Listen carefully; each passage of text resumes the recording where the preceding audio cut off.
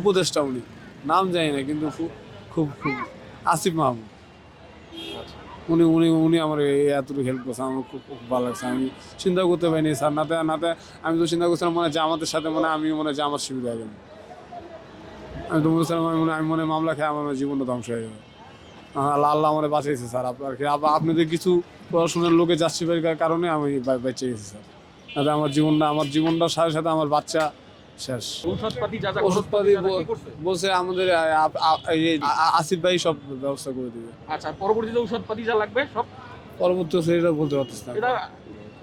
এটা এটা আমার বিশ্বাস, উনি যদি এটা দিচ্ছে উনি পুরাটাই দিবে। কিন্তু খুব ভয়াবহ খারাপ লাগছে, কয়েকটা পুলিশের গায়ে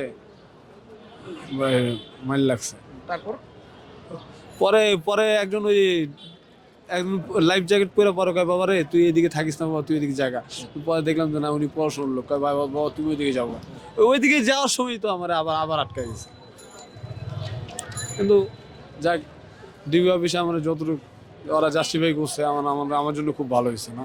এই যে উপদেষ্টা যিনি আসিফ মাহমুদ, যিনি আপনাকে এই শারীরিক সহযোগিতা করেছে, আর তার উপর আপনি কি বলতে চান? আমি তার উদ্দেশ্যে এতটুকু বলবো, আল্লাহ যাতে ওনারে হেদায়েত দান করুক। আল্লাহ যাতে ওনার মতো প্রত্যেকটা থানায় থানায় যাতে ওনার মতো একটা সৎ অফিসার দেখ, যাতে উনি সব কিছু। আর প্রত্যেকটা অফিসারের উদ্দেশ্যে আমার বলা যে আপনারা যারা আছেন তারা যদি প্রত্যেকটা বিষয় জাস্টিফাই করেন, তাহলে মনে করেন যে অযথা মানুষ জেলও খাটবে না, আর অযথা মানুষ পেরেশানি হবে না। আর এই যে যারা এই গ্যামজামগুলো করতেছে ঠিক না, এরা তো মনে করেন যে এই দুনিয়ায় শান্তি পাবে না, পরকালেও শান্তি পাবে না।